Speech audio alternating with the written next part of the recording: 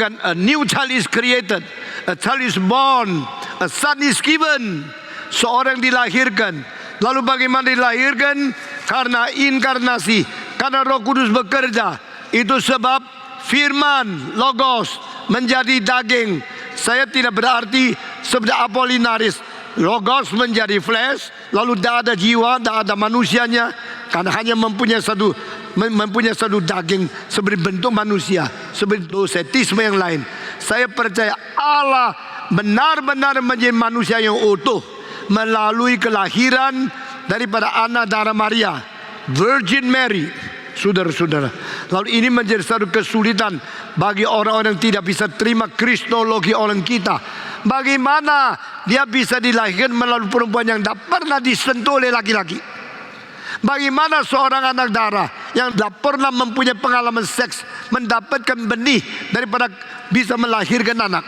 Dari mana janin itu terjadi? Saudara-saudara, Roh Kudus menaungi anak darah Maria. Ini seperti apa yang kita katakan di dalam kita punya iman rasuli.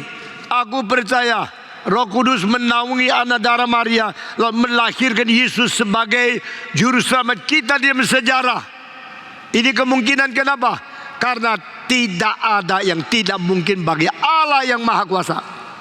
Nothing impossible for God who is omnipotent.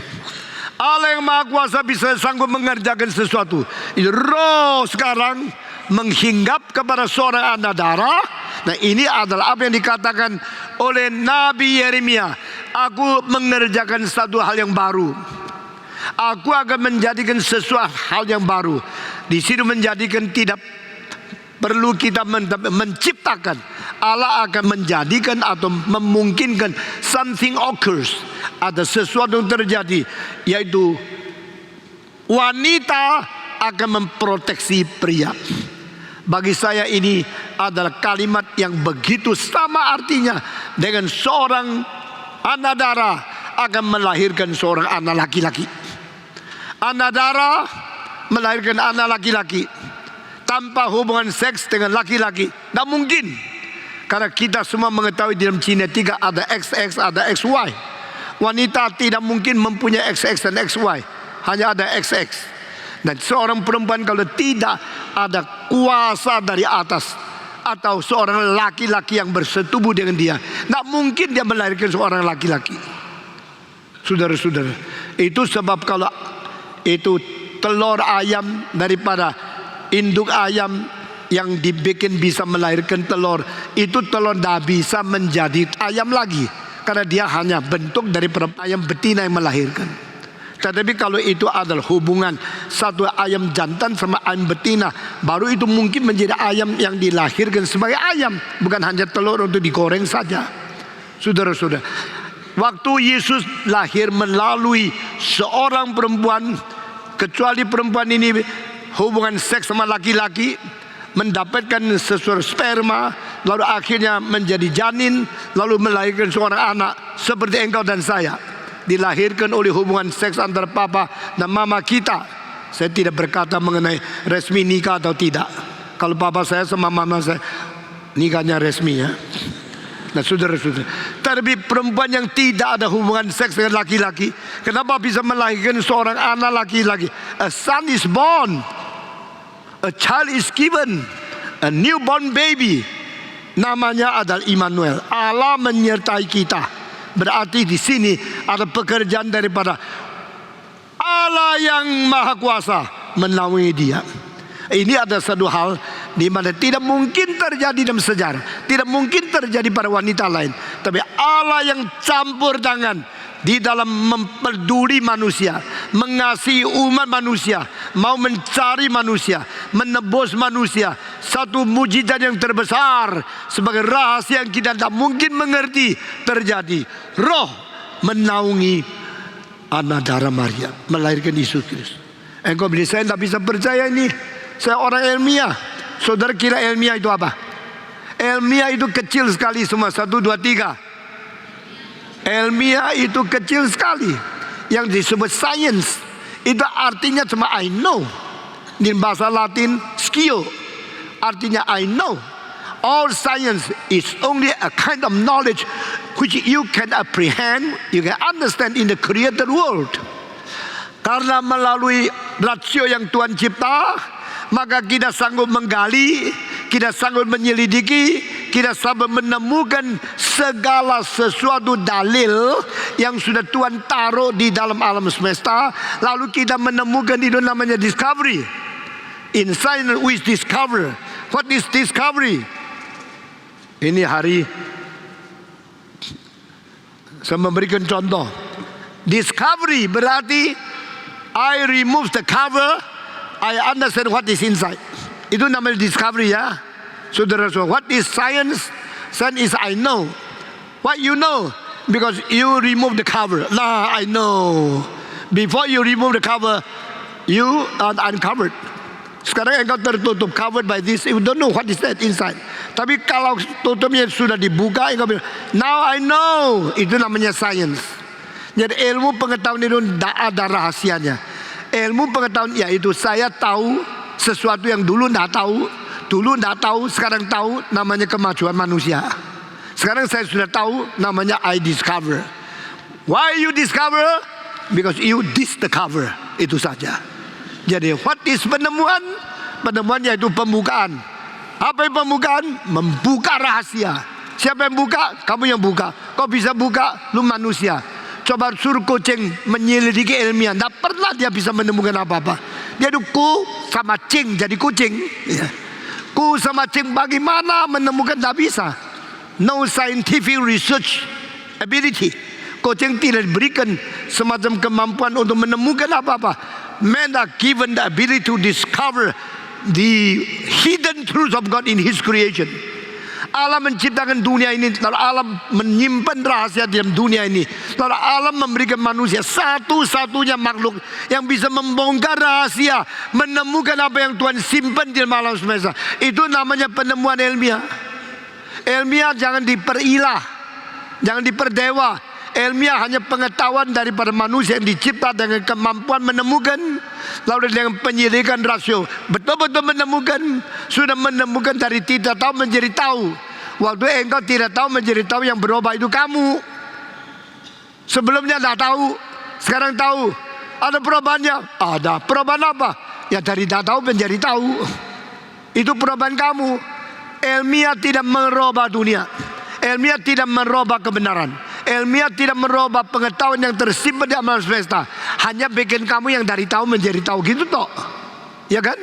Manusia dari tidak mengetahui alam semesta sampai menemukan alam semesta. Yang berubah dia sendiri.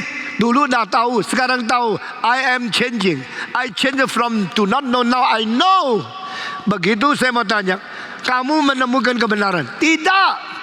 Kamu hanya mengerti kebenaran. Dulunya engkau tidak ngerti. Saya tanya, sebelum engkau mengerti kebenaran, kebenaran itu ada tak? Jawab. Sebelum kau mengerti kebenaran, kebenaran sudah ada tak?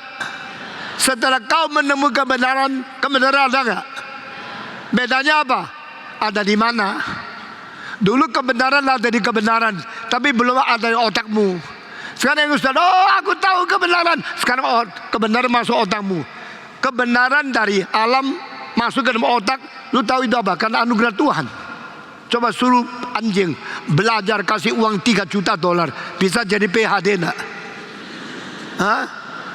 PhD, D-nya itu bukan doktor, dog, tetap anjing. Saudara-saudara, tidak ada makhluk yang bisa mengerti kebenaran.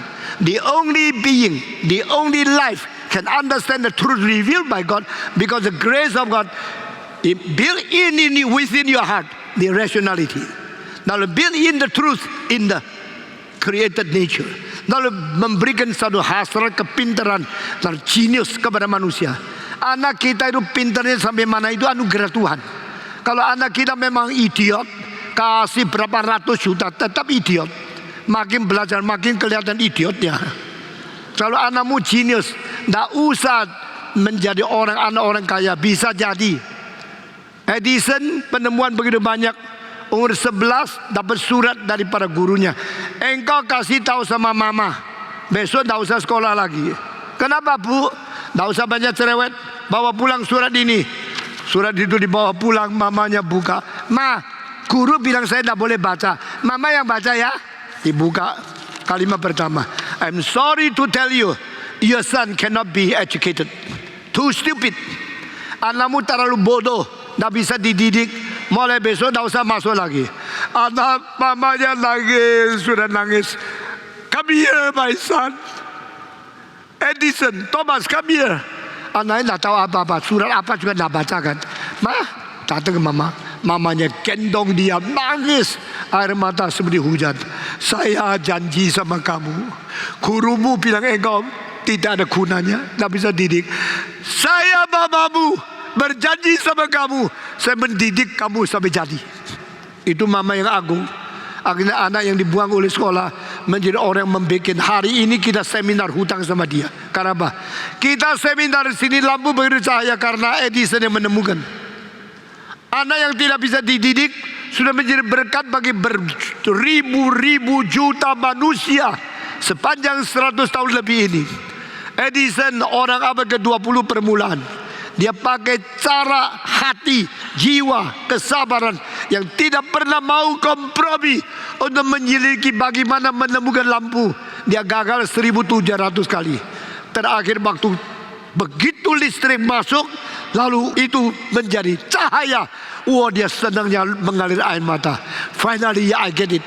Sekarang saya menemukan jiwa seperti ini. Ada seorang dianggap idiot, tapi Tuhan yang kasih dia menemukan. Kalau Tuhan tidak karuniakan Einstein, kalau Tuhan tidak mengkaruniakan Oppenheimer, kalau Tuhan tidak karuniakan Heisenberg, kalau Tuhan tidak mengkaruniakan orang-orang pintar seperti Edison dan sebagainya, Graham Bell, kita tidak ada telepon, tidak radio, tidak ada tape recorder, tidak ada. Itu semua rekaman dan tidak ada semua penemuan daripada ilmu. Ilmu itu apa? Anugerah Tuhan. Untuk siapa? Untuk manusia. Karena apa? Dicipta menurut peta teladan Allah. Untuk apa? Untuk menemukan berapa bijak Allah yang menciptakan alam semesta. Barang siapa menemukan ilmu lalu menghina Tuhan, itu kurang ajar. Barang siapa menemukan pengetahuan lalu merebut kemuliaan Tuhan, itu pencuri. After you discover the truth, after you know the creation of God, you should glorify God. Yang jadi dokter jangan ingin kaya saja, memeras orang miskin, bikin manusia lebih susah. Sekarang kalau ada orang menemukan semacam obat yang manjur, pikiran pertama bagaimana cari uang melalui obat ini. Saya baca satu macam surat kabar, semacam obat yang bisa menyembuhkan kanker. Obat itu satu butir modalnya $35, dijual $1.500. Kenapa? Dokter sudah curi uangmu, suruh lu yang pulang, jangan dilagi di rumah sakit. Saudara-saudara, saya tidak melawan dokter. Kalau ada dokter yang baik, saya juga hari ini tidak bisa khotbah di sini.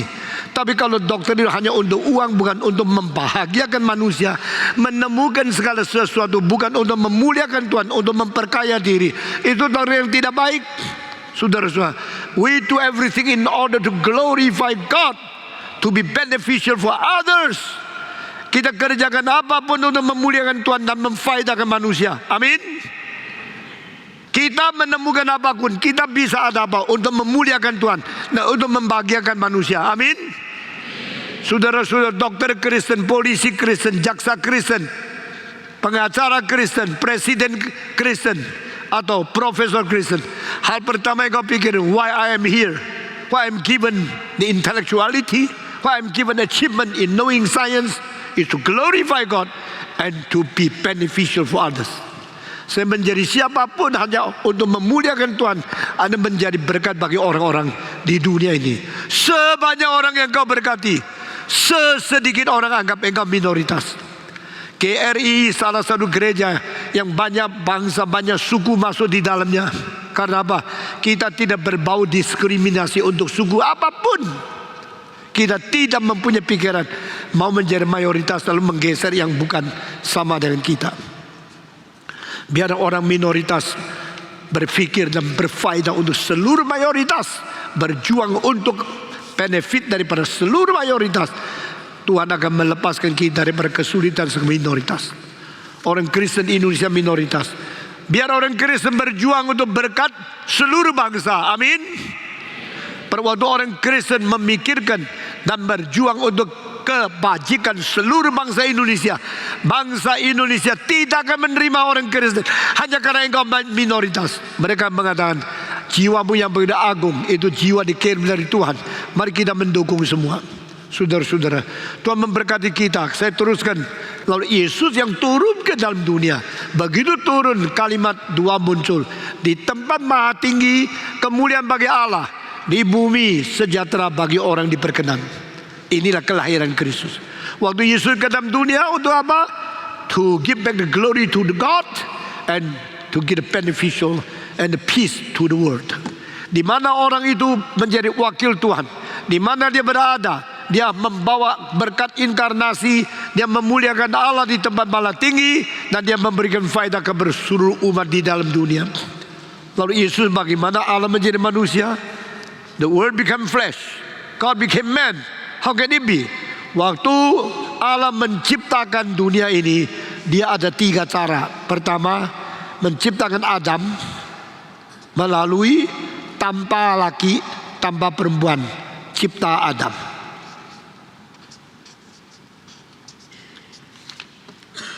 Waktu Allah menciptakan Hawa, pakai laki, tidak pakai perempuan, ciptakan Hawa.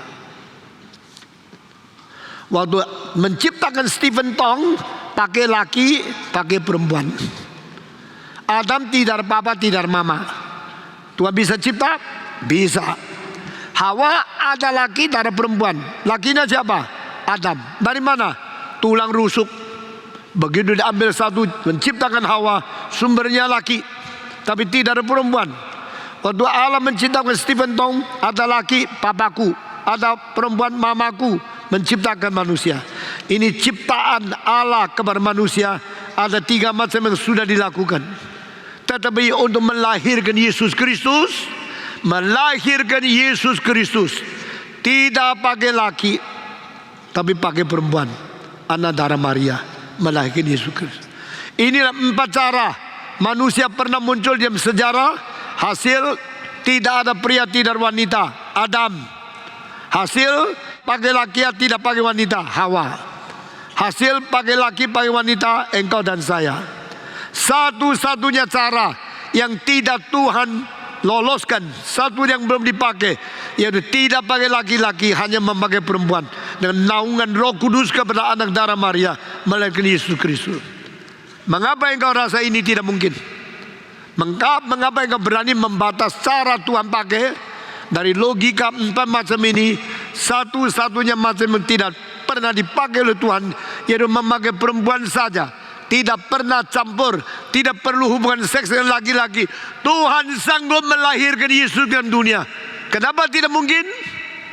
Kalau engkau melihat diagram ini, engkau mengetahui maha kuasanya Allah. Tidak ada hal yang mustahil. Dia kalau memakai metode pertama, metode kedua, metode ketiga, untuk menghadirkan semua manusia dalam sejarah melalui ciptaannya.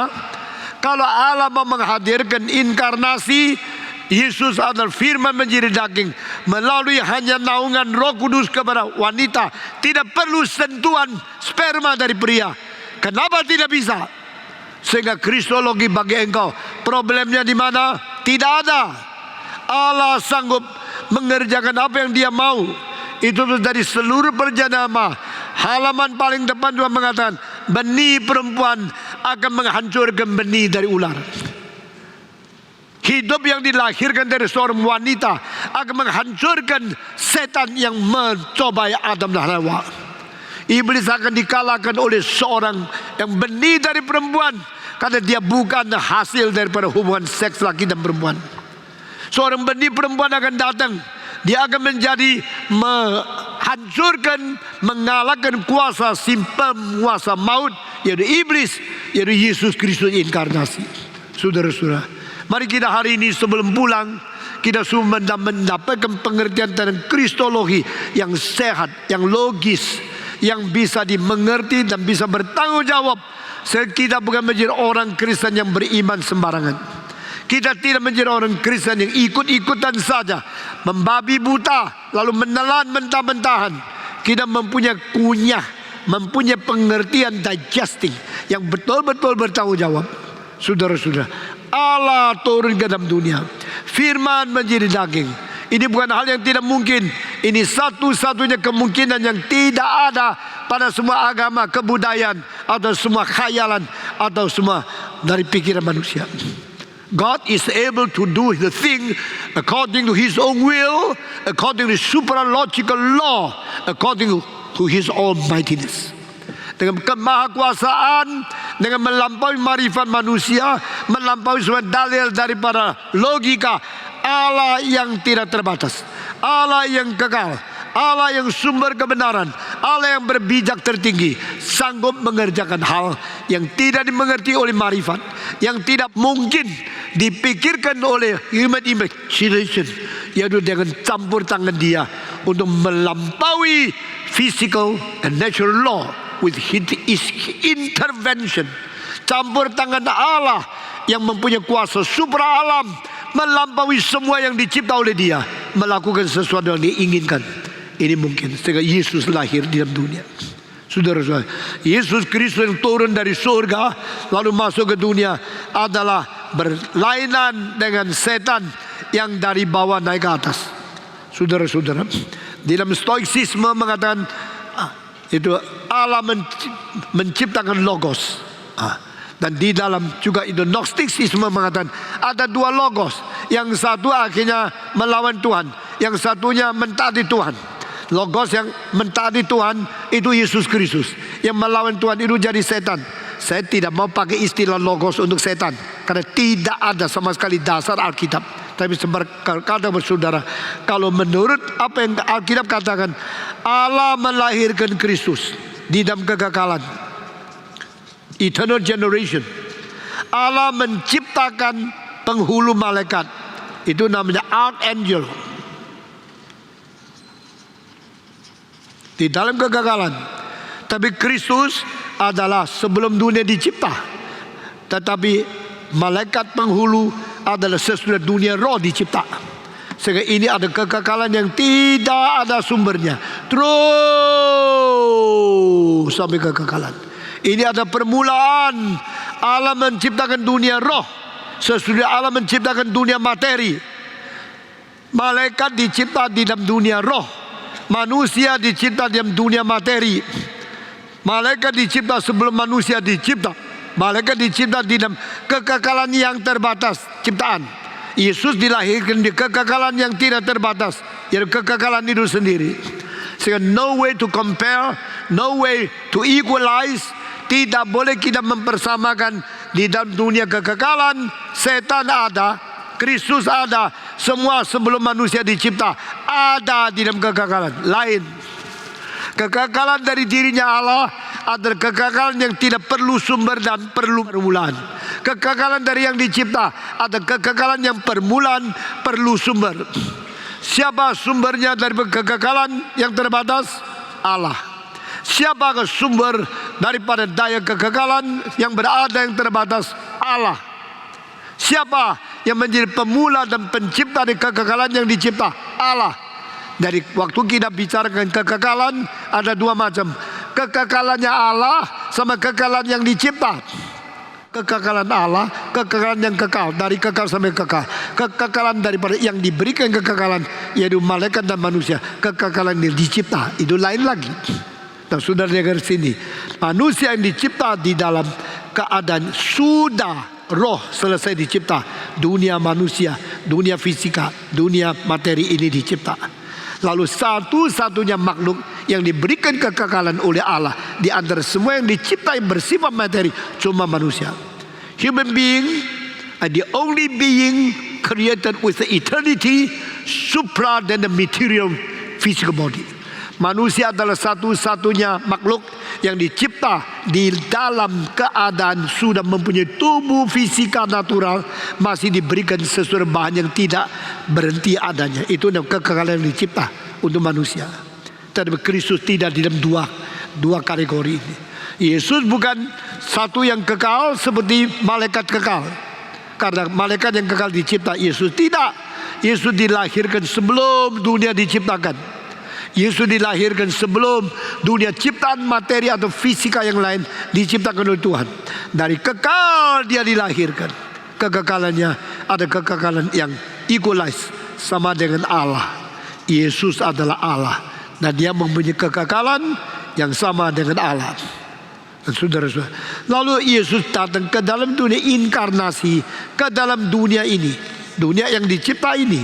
Dia jelma menjadi manusia, menjadi seorang bayi. A baby is born, a son is given.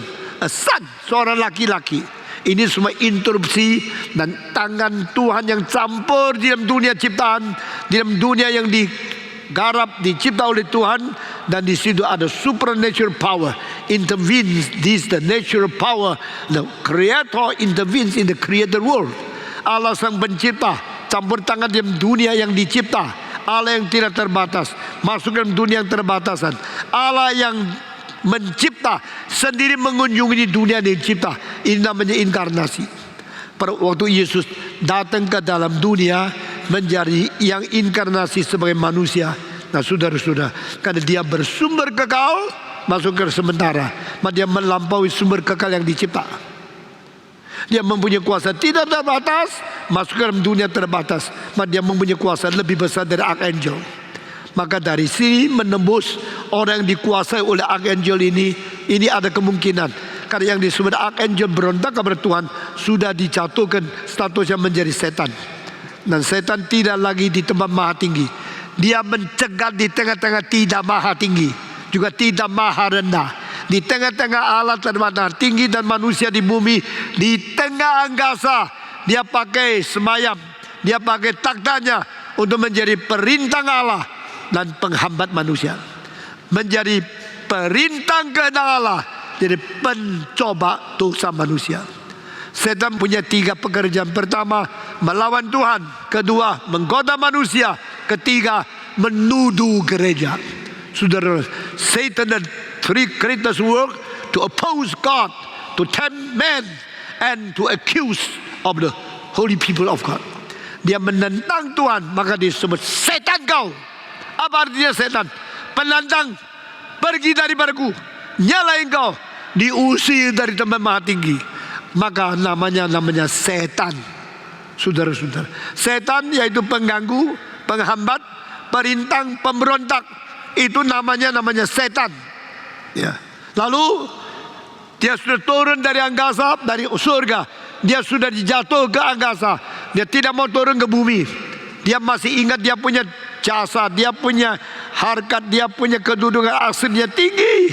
Jadi dia tidak mau turun di tengah angkasa. Dia bikin kerajaan, dia bikin his own kingdom, lalu tetap melawan Tuhan, lalu mengganggu manusia. Sehingga waktu manusia mau menerima anugerah Tuhan dari surga, dia hambat di situ. Waktu manusia mau berdoa kepada Tuhan, dia hambat di situ. Dia menghambat Allah Bapa memberi anugerah kepada manusia. Dia menghambat doa manusia sampai kepada Tuhan Allah. Dia memutus hubungan, bikin jembatan itu putus, bikin hambatan itu berlaku, bikin hubungan Tuhan sama manusia putus. Saudara-saudara, sehingga kristologi mengapa penting? Karena Kristus datang untuk dunia ini, dia harus menerobos tempat di mana penghambatan ini berada. Kalau Yesus tidak turun ke dunia, tidak sementara lebih rendah sedikit dari manusia, tidak mungkin dia datang ke dunia lalu menjadi pengantara membawa kita kembali kepada Allah. This way must be broken truth. Ini perlu penerobosan, perlu dilancarkan sehingga tidak macet lagi. Dan yang bisa membuat jalan itu yang sudah buntu kembali lagi, tidak mungkin dari bawah. Itu sebab saya lihat semua agama tidak mungkin berkenan kepada Tuhan. Karena kita mau menembusi surga, kita mau menuju kepada Allah, kita harus lewat benteng yang besar, yaitu bendungan daripada setan. Siapa mempunyai kekuatan lebih daripada setan? Siapa bisa mengalahkan iblis? Tidak bisa. Dari sini ke sana tidak mungkin. Sini terbatas, menuju ke tidak terbatas tidak mungkin. Sama seperti menara Babel tidak bisa bawa manusia ke surga. Bagaimanapun menara Babel, bagaimana tinggi, tetap berada di pengaruh bumi. Bumi begitu putar, menara Babel yang ke atas jadi ke bawah. Manusia yang mau tembus kepada Tuhan tidak mungkin, kecuali menara Babel itu dari sana ke sini. Nah itu bukan menara Babel, itu namanya tangga dari surga yang dimimpikan oleh Yakub waktu dia pergi melarikan diri daripada balas dendam siapa? Mau dibalas dendam oleh kakaknya, lalu dia lari. Malam-malam dia tidur dengan batu. Dan mimpi apa? Ada tangga dari surga ke bumi, lalu ada malaikat naik turun. Saudara-saudara, dia melarikan diri dari siapa? Dari Esau. Dia mau melarikan diri dari Esau. Dia tidur di situ. Malamnya Tuhan kasih satu pengwahyuan terbesar. Di dalam zaman itu tidak ada orang mengerti kristologi kecuali dia. Dia menjadi Christ, and the Christology is a grace from heaven, not from me. Saya mau ke situ tidak bisa, tapi Tuhan mau turun ke sini bisa. Dia bikin tangga, suruh malaikat yang turun. Saudara-saudara masih ingat tadi ada satu penceramah mengatakan malaikat-malaikat banyak, tapi malaikat yang satu, the only messenger, yang dengan capital M besar, siapa itu? Yesus Kristus. Tangga yang turun dari surga ke bumi, itulah Kristus. Dan malaikat yang naik turun yang satunya, yang betul yang besar itu ada Kristus. Yang lain cuma adalah pembantu-pembantu untuk menolong kita yang mau ditebus oleh Yesus Kristus. Who are the angels? They are the servant to serve the people who inherit the kingdom of God. Siapakah malaikat yang paling agung? Kristus. Dia adalah satu-satunya messenger yang dikirim oleh Allah Bapa. Siapakah malaikat-malaikat yang lain? Malaikat-malaikat yang kecil adalah malaikat-malaikat yang menolong kita menerima warisan daripada ciptaan penebusan Tuhan Allah. So we are the inheritance. We are the orang-orang menginherit the salvation accomplished by Jesus Christ by the help and the serve of the servant of God for us. That is messengers. Jadi malaikat yang utama adalah Kristus yang diutus dari surga untuk dunia. Malaikat yang lain adalah malaikat pembantu-pembantu orang-orang Kristen yang menerima Yesus Kristus. Ini jalan dari sana ke sini. Lalu dia sudah mati, bangkit kembali lagi dari sini ke sana. Sehingga one way but two traffic. Satu jalan saja di dalam Kristus. I am the way. Dan jalan ini adalah jalan yang dari sana ke sini, sini ke sana, lalu lintas. Sudah 2 kali jalan, berarti kembali ke situ sudah mungkin. Semua pendiri agama tidak bisa membawa manusia kepada Allah. Sehingga pendiri-pendiri agama yang mati sebelum meninggal mengatakan, doakan saya, mudah-mudahan saya diterima oleh Tuhan di tempat yang baik. Mereka sendiri tidak ada kepastian. Mereka sendiri tidak kemutlakan kemenangan untuk pergi kepada Bapa. Doakan saya, jangan kira saya bisa menyelamatkan engkau. Doakan saya supaya saya pun bisa terima tempat baik di sisi Tuhan. Kalau kamu, ya mudah-mudahan. Saudara-saudara, di dalam hal ini Yesus Kristus tidak. I go to prepare the place for you. Aku pergi mempersiapkan tempat bagimu. No one will return to Father but by me. Engkau tidak ada seorang bisa kembali kepada Allah Bapa kecuali melalui aku. Kristologi bukan untuk menambah pengetahuan akademik kamu. Kristologi untuk mempersiapkan kamu, melengkapi kamu untuk mengabar Injil. Kalau tidak, saya tidak hidup menjadi hamba Tuhan. Saya tidak menikmati kalau dapat gelar doktor berapa puluh. Sebelum saya diberikan doktor, saya sudah diberikan 2 doktor. Bukan daripada Westminster. Tapi saya tidak pernah mempunyai pendengar tambah 1 orang. Karena saya dikasih doktor ini, doktor itu. Bagi saya, the power of God, the preaching with the word of God, and the anointment of the Holy Spirit, itu yang menjamin saya hamba Tuhan. Saudara sekalian, karena Yesus datang dan pergi lagi, maka dia telah membuka jalan itu. Dan jalan itu dibuka seperti satu tirai yang pecah dari atas ke bawah. Pada waktu Yesus dipaku di atas kayu salib, tirai di dalam tempat memisahkan tempat suci dan tempat maha suci pecah dari atas ke bawah. That is a new way. That is a breakthrough. And that is a new road for us to return to Father. Saudara-saudara, tirai itu berapa besar? Tirai itu mungkin lebih tinggi daripada gedung ini. Itu tirai yang dibikin oleh Herodes, mengisi, pasang di tempat-tempat suci dan tempat maha suci. Besarnya engkau tidak bisa bayangkan. Saya satu kali nonton film daripada Hollywood, tirai itu seperti sapu tangan, besar. Saudara, tirai itu dari atas sampai bawah, beratnya pakai kain yang begitu berat. Kalau tidak bisa digantung. Lalu kalau mau dirobek, tangan siapapun tidak kuat. Engkau beli tas sekarang untuk naik kapal terbang. Tas yang kecil itu yang dibikin dari kain. Engkau pakai tanganmu, bagaimana robek, tidak mungkin pecah. Saya beli tas, di saat atas itu ada satu. Please tear it if you can. Coba robek kain itu kalau bisa. Saya robek pakai tenaga saya. Berapa kali imajinasi saya. Tidak bisa. Akhirnya saya beli berapa biji karena kuat sekali. Saudara, akhirnya kainnya tak rusak. Yang rusak itu seleretannya. Nah, saudara-saudara, you can hear it, you cannot. Saudara tahu tirai di bait Allah kalau dipasang saja. Kalau kamu mau pasang itu korden di rumahmu, satu orang cukup kan? Paling banyak lu malas suruh orang bantu kamu.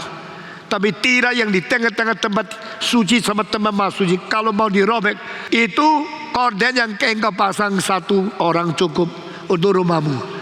Tapi tirai yang berada di bait Allah, kalau mau dipasang perlu 300 orang. Pakai tangga yang tinggi sekali, baru diangkat, baru bisa dipasang. Bagaimana bisa dirobek oleh orang? Bagaimana tangan manusia bisa merobek dari atas sampai bawah?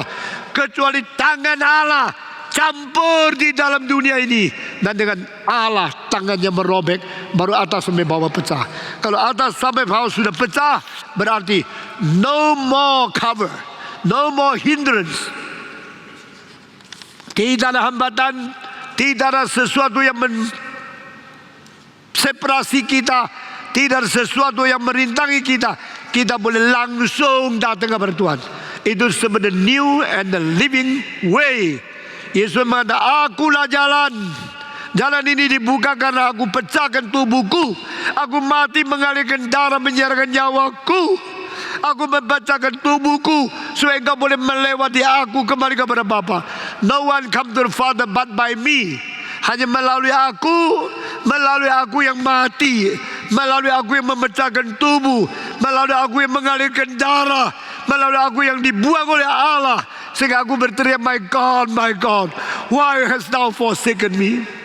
Allahku, Allahku, mengapa engkau meninggalkan aku? Kalau Yesus tidak dibuang oleh Allah, kita tidak diterima oleh Allah. Kalau Yesus tidak mati, kita tidak dapat hidup. Jika Yesus tidak menerima kutukan, kita tidak diberkati. Jika Yesus tidak mengalirkan darah, dosa kita tidak diampuni. Jika Yesus tidak dipukul, kita tidak dapat kesembuhan. Jika Yesus tidak dilukai, kita tidak ada pengampunan dosa. By His death we are given life. By His stripes we are healed. By His punishment, chastisement, we are given peace. Karena bilurnya kita disembuhkan. Karena lukanya kita diampuni. Karena hukumannya kita bersejahtera. Karena kematiannya kita hidup. Karena kutukannya kita diberkati dengan anugerah. Saudara-saudara, Kristologi adalah Kristus yang mati dan bangkit. Bicarakan tentang Kristus yang baik, Kristus yang memberikan hadiah supaya engkau kaya, engkau menjadi berkat, engkau menjadi orang yang terus dapat kesembuhan saja. Itu Kristus sebagai Santa Claus. Itu Kristus sebagai seorang memberi hadiah. Bukan Kristus yang mati di atas salib, bukan Kristus yang bangkit pula dari orang mati. Itu bukan Kristus di dalam Alkitab. Sekarang begitu banyak orang suka mengikuti gereja yang kelihatan muluk-muluk, enak-enak. Doanya, ya Tuhan Maha Kuasa, aku percaya mujizat, aku percaya Engkau Maha Kuasa. Maunya apa engkau? Mau anugerah, mau kesembuhan, mau kuasa Tuhan, mau berkat Tuhan, mau kaya. Tapi Tuhan mengatakan, pikul salib, engkau tidak mau ikut. Menderita bagi aku, engkau tidak mau taat. Engkau mau apa? Barang siapa yang menderita dengan Kristus, dia akan dipermuliakan dengan Kristus. Barang siapa yang mati bersama Kristus, dia akan dibangkitkan bersama Kristus. Barang siapa yang pikul salib mengikut Kristus, dia masuk ke dalam kerajaan Allah. Kristologi yang benar adalah suffering Christ lead us into the eternal glory of God. Kristus yang penuh sengsara, yang menderita mewakili kita, dia akan mengalahkan setan, membawa kita kembali ke dalam kemuliaan Allah yang kekal. Itulah Kristologi yang benar. Engkau bilang engkau sudah kenal Yesus. Kenal apa? Engkau sudah menerima Yesus. Menerima apa? Engkau mengetahui dia. Mengetahui apa? Paulus mengatakan kita bukan saja percaya dan taat kepada dia, kita juga dipanggil untuk menderita bersama Dia. Ini tercantum di dalam Filipi pasal 1:29. Kita bukan hanya menerima penebusan Dia, menikmati akan keselamatan yang diberikan oleh Dia, kita juga dipanggil untuk bersama-sama menderita seperti Dia. To know the suffering Christ, to know redemptive suffering of Jesus Christ, is to prepare yourself to obtain the glory of Jesus Christ. Bersama-sama mengalami kesulitan, sengsara, penderitaan, bersama-sama pikul salib, bersama-sama menjalankan kehendak Tuhan, mengerti bagaimana Kristus rela memati mengganti orang manusia, dan engkau mau berbahagia di dalam keadaan sengsara Kristus, engkau akan berbahagia di dalam pengharapan di dalam kerajaan-Nya. Engkau baca di dalam buku Wahyu, penulis Yohanes mengatakan, kami yang demi nama Yesus pernah berada di Pulau Patmos, pernah menderita, kami sabar berserta Dia. Kami menderita seperti Dia. Kami akan mendapatkan kemuliaan dan berada dalam kerajaan, di dalam kerajaan Dia. Those who suffer together, those who die together with Christ, will be resurrected together with Christ.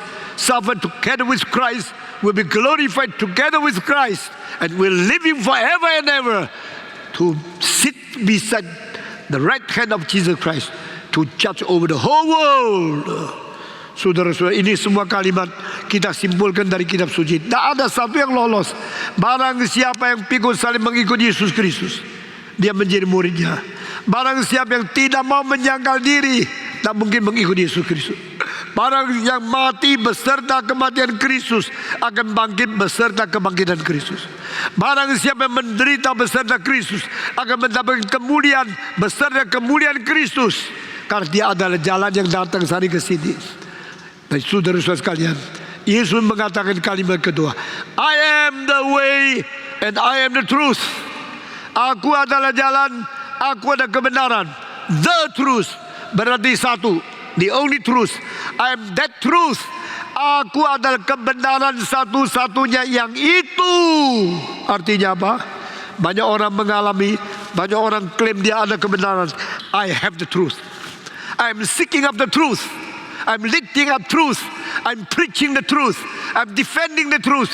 Itu adalah kalimat-kalimat yang paling agung yang bisa dibicarakan oleh manusia. Aku mencari kebenaran. Aku menemukan kebenaran. Aku menjunjung tinggi kebenaran. Aku membela kebenaran. Aku mengajar kebenaran. Aku mempertahankan perang untuk kebenaran. Tapi tak ada satu orang di dalam sejarah yang sanggup pernah atau mungkin mengatakan, akulah kebenaran. Sakyomonis, tidak mungkin. Pernahkah Zoroaster mengatakan kalimat tidak boleh? Pernahkah Nabi Yesaya? Tidak.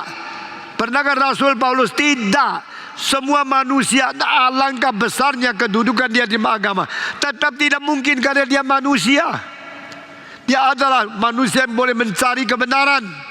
Melalui agama mendapatkan sedikit, melalui ilmu mendapatkan bagian alam, melalui pengalaman hidup itu di dalam hidup sebagai manusia. Tapi melalui Kristus yang mengatakan, I am not seeking up the truth, I am not the teacher of the truth, I am the truth. Dengar baik-baik dengan teriakan ini, Yesus satu-satu yang mengatakan, akulah kebenaran. Tak mungkin dikatakan oleh Sokrates, hanya manusia. Mereka manusia yang mau cari kebenaran. Yesus adalah Allah yang sendiri adalah kebenaran yang mencari manusia. Semua manusia mau mencari kebenaran. Ini membuktikan semua manusia mengaku diri tidak ada kebenaran, maka baru cari kebenaran. Saya mencari nyonya karena engkau tak ada nyonya. Saya mencari untung karena engkau kurang untung. Saya mencari anak lu yang hilang, engkau sekarang tidak punya dia. Saya mencari kebenaran. Kalimat ini sudah implikasi, satu sudah implisit, satu hal yang mengandung pengertian engkau tidak ada kebenaran dan engkau bukan kebenaran. Kalau engkau kebenaran, tak usah cari kebenaran. Kalau engkau adalah kebenaran, engkau tidak perlu rindu lagi kebenaran. Kalau engkau adalah kebenaran. Saudara-saudara, saya kemarin melihat satu DVD dari ceramah umum dari MIT. Profesor mengutip satu kalimat dari Plato yang bagi saya perlu kita pikir lebih baik. Mengapa manusia mencari kebenaran? Karena manusia mencintai sesuatu yang lebih baik. Manusia rasa diri kurang, memikirkan tentang yang baik, yang penting, lalu dia menuntut. Itu namanya eros. Eros is depart from yourself to seek after something better than you have.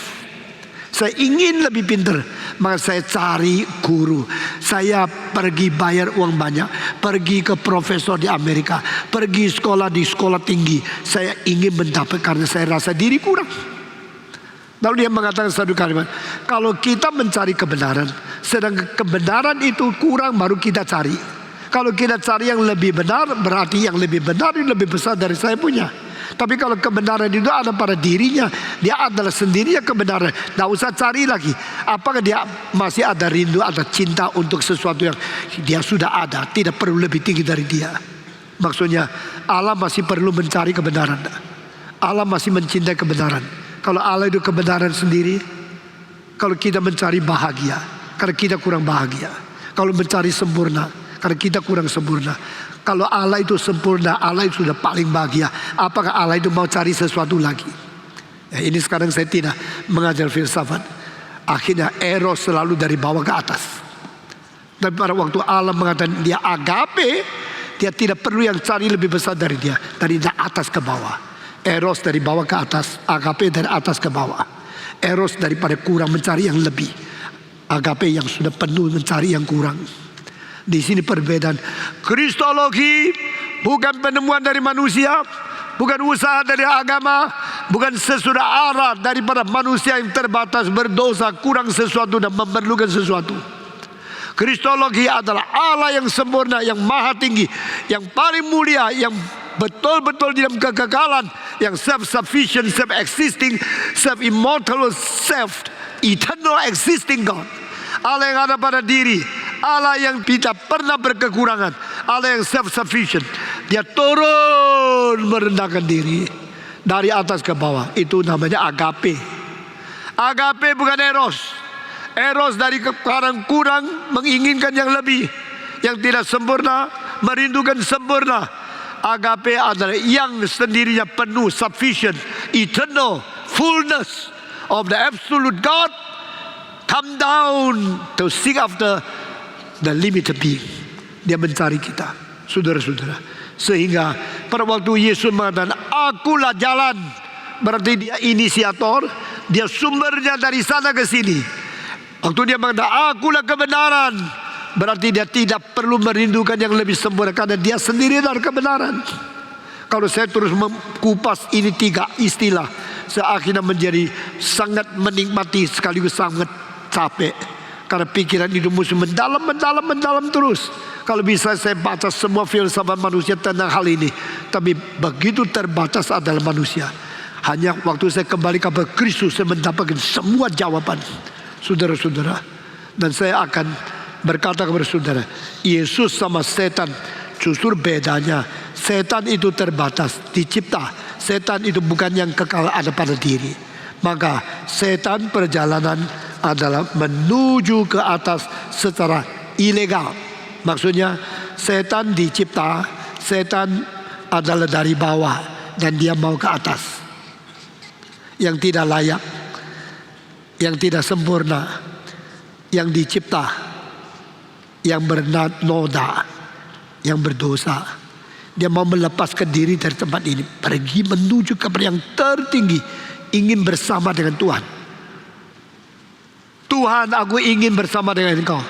Itu tujuannya bagus kan? Jesus, I would like you. I will be like you. Aku mau sama seperti engkau. Bagus kan? Tapi bagi Tuhan Allah ini ambisi yang salah. Karena dia mau menjadi seperti Allah, bukan karena seperti Allah sucinya, seperti Allah kuasanya. Di dalam organisasi apapun, orang tidak mau belajar baik, tidak mau jadi sempurna, tidak mau belajar cinta kasih, tidak mau jadi benar, cuma mau belajar mendapatkan kuasa lebih besar. Itu ambisi liar. Di dalam gereja juga begini. Engkau menjadi majelis supaya saya mempunyai kuasa lebih besar. Setan kamu. Saya kalau menjadi majelis, kenapa? Supaya boleh melayani orang lebih rendah. Engkau seperti malaikat. Setan yang bukan Allah mau menjadi seperti Allah, bukan mau belajar kesempurnaan Allah, mau berkuasa untuk di worship, disembah sujud oleh orang lain, seperti Allah menikmati worship. Who are you? Why you think you are qualified to be worship? Mengapa engkau menganggap dirimu cukup syarat untuk menerima sembah sujud orang lain? Engkau mau jadi Allah? Engkau mau jadi seperti Allah hanya untuk menikmati akan ibadah orang lain? Engkau setan. Saudara, Allah mengatakan, no, get down from here. Allah mengusir dia. Jadi setan yang tadinya sudah sangat tinggi, sekarang mau lebih tinggi lagi. Secara ilegal dibuang oleh Tuhan Allah, turun selama-lamanya meninggalkan Tuhan, selama-lamanya tidak mungkin mencapai ambisi dia, semalam-malamnya dilempar turun, lebih turun dari pertama-tama dicipta. Dia menjadi setan yang harus binasa. Yesus Kristus beda dengan setan. Yesus adalah yang sama dengan Tuhan Allah, memang di tempat paling tinggi. Dia rela turun secara inisiatif. Akhirnya secara pasif dia diangkat Tuhan lebih tinggi dari semua nama, sehingga setara dengan Tuhan Allah lagi. Saudara, dalam dunia ini hanya dua jalan, hanya dua contoh. Contoh yang gagal dan jelek, contoh dari iblis. Ambitious, illegally, and finally legalized, disposed. Secara ilegal mau menjadi seperti Allah, akhirnya Allah dengan hukum yang paling sah menurunkan dia. Satu macam adalah dari permulaan sudah tinggi seperti Allah, tapi inisiatif sendiri rela turun. Lalu Tuhan mengatakan, engkau begitu suka merendahkan diri, melayani, mengkorban diri, menyangkal diri, turun sampai paling rendah, lahir di palungan. Tuhan mengatakan, I will lift you up. Aku akan meninggikan engkau, jadikan engkau lebih tinggi dari semua yang tertinggi, lebih tinggi dari semua nama yang paling besar, lebih tinggi dari semua ciptaan, dan engkau akan bersama dengan aku di kemuliaan yang kekal. Saudara-saudara, mengenal kristologi bukan mengerti secara kognitif siapa dia. Mengenal kristologi sekaligus mengenal bagaimana belajar seperti Yesus, sehingga hidup kita, pelayanan kita, pengertian kita, iman kita diingat oleh Tuhan, karena dia adalah murid Yesus Kristus. Kita belajar seperti Yesus. Kita belajar bagaimana merendahkan diri. Kalau kita mempunyai rohani yang tinggi sekali, tapi kita mempunyai sikap yang rendah sekali, itu diperkenan oleh Tuhan. Kalau kita mempunyai pengejaran, pengetahuan, kerohanian, iman yang sangat-sangat tinggi, tapi kita mau melayani secara begitu rendah, begitu rela merendahkan diri, begitu mau melayani, begitu memiskinkan diri, menyangkal diri, Tuhan berkata, I delight in you. Aku berkenan kepadamu. Engkau menyenangkan hatiku. Lalu engkau akan ditinggikan oleh Tuhan dengan kemuliaan yang berasal dari Tuhan. Saudara-saudara, semua kemuliaan yang merampasnya dengan kemauan dan ambisi sendiri akan digagalkan oleh Tuhan. Semua kerendahan, penyangkalan dan pelayanan yang merendahkan diri akan diingat oleh Tuhan. The more you humble yourself, the more without your ambition and you want to serve, to sacrifice yourself, to deny yourself, you will be more remembered by God. Kalau Allah melihat kesadaran engkau sungguh-sungguh mau merendahkan diri, menyangkal diri, mengkorbankan diri demi untuk melayani, Tuhan pasti ingat engkau. Tuhan akan angkat engkau tinggi. Saudara, mau dihormati orang? Semua mau. Semua mau diingat Tuhan? Mau. Semua diberkati oleh Roh Kudus? Mau. Semua mau diingat oleh orang lain? Mau. Tapi engkau mau merendahkan diri, mau mengkorbankan diri, menyangkal diri, belajar Yesus Kristus, turun dari tempat maha tinggi ke dalam dunia yang maha remeh, yang hina, lalu melayani dengan susah payah sampai akhirnya menyerahkan nyawanya, mengalirkan darahnya menjadi tebusan bagi banyak orang lain. Yesus berkata, I come not to be served, but I come to serve and to shed my blood for the ransom of many. Aku datang bukan untuk dilayani, aku datang untuk melayani. Dan aku datang untuk mengalirkan darah, menyerahkan nyawaku menjadi tebusan bagi banyak orang. Maka Tuhan mengatakan, this is my son, my beloved son, listen to him. Tuhan berkata, ini anakku yang kukasihi, dengarlah oleh kamu, dengar kepada dia. inilah anakku yang kukasihi. Kalimat dari Allah semua Yesus dengar. Dan Yesus boleh menerima kalimat semua pujian dari Tuhan Allah, yang sebenarnya Dia saja yang layak menerima. Setan tidak mau dengar kalimat-kalimat yang jelek, mau dengar puji-pujian ini tidak mungkin. Saudara-saudara, sampai sini dulu.